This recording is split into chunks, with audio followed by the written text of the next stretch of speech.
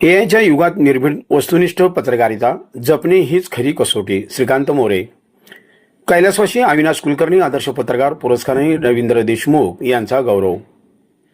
अलीकडच्या काळात निर्भीडपणे प्रश्न विचारण्याचे धाडस कमी होत असून अनेक महत्त्वाचे विषय दुर्लक्षित राहत आहेत. सध्या कृत्रिम बुद्धिमत्ता एआय आधारित पत्रकारितेच्या वाढत्या प्रभावामुळे निर्भीड वस्तुनिष्ठ पत्रकारिता जपणे ही खरी कसोटी आहे, असे सांगत कैलासवासी अविनाश कुलकर्णी हे अभ्यासू, मितभाषी आणि तत्वनिष्ठ पत्रकार होते, असे प्रतिपादन मनोरमा परिवाराचे सर्वेसर्वा आणि ज्येष्ठ साहित्यिक श्रीकांत मोरे यांनी केले.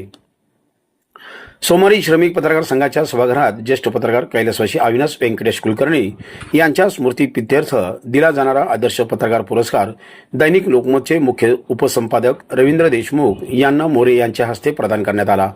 त्याप्रसंगी ते बोलत होते. कार्यक्रमास प्रमुख पाहुणे म्हणून दैनिक स्वराज्याचे संपादक राकेश टोळे, कुलकर्णी यांच्या पत्नी नीता कुलकर्णी आदी उपस्थित होते.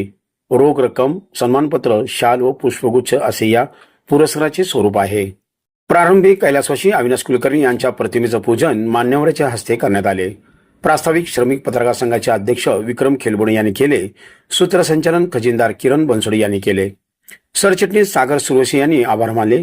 यावेळी ज्येष्ठ पत्रकार संजीव पिंपरकर, अभय दिवाणजी, पुरुषोत्तम कुलकर्णी, प्राध्यापक बाळासाहेब भास्कर, अविनाश सीताराम कुलकर्णी, प्रशांत जोशी, भगवान परेळकर, दशरथ वडथिले, प्रशांत बडवे, पद्माकर कुलकर्णी आणि कुलकर्णी कुटुंबातील सदस्य, विविध क्षेत्रातील मान्यवर तसेच पत्रकार मोठ्या संख्येने उपस्थित होते.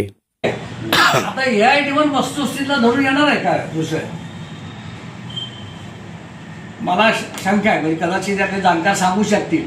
पण एआय ड्रिव्हन पत्रकारिता आता आलेली आहे, याय लागलेली आहे. अनेक पद्धतीने त्याच्या बाबतीमध्ये विकास होणं, संशोधन होणं, कदाचित काही तज्ज्ञ माणसं बोलतील, तर त्यातला तज्ज्ञ मी नाही, कारण मला संगणकीय बाबतीमध्ये फारसं कळत नाही. पण एवढं मात्र कळतं की जे चाललंय ते योग्य चाललंय.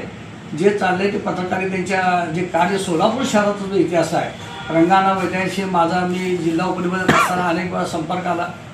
अण्णासाहेबांपासूनची पत्रकारिता पुढे आली. सोलापूरचं नाव लौकिक उभ्या महाराष्ट्रामध्ये पत्रकारितेच्या माध्यमातून प्रसिद्ध आहे.